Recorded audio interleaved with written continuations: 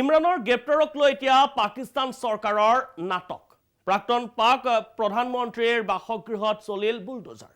ইমৰানৰ বাসগৃহত হাংগামা, আৰক্ষীৰ লাঠি চালনা।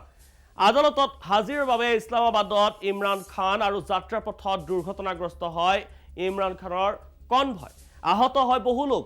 এগৰাকী প্ৰাক্তন প্ৰধানমন্ত্ৰীৰ বাসগৃহত বুলডোজাৰ চলাৰ দৰে ঘটনা সংঘটিত হৈছে। আৰু এই ঘটনা সংঘটিত হোৱা দেশখনেই হৈছে চুবুৰীয়া ৰাষ্ট্ৰ পাকিস্তান।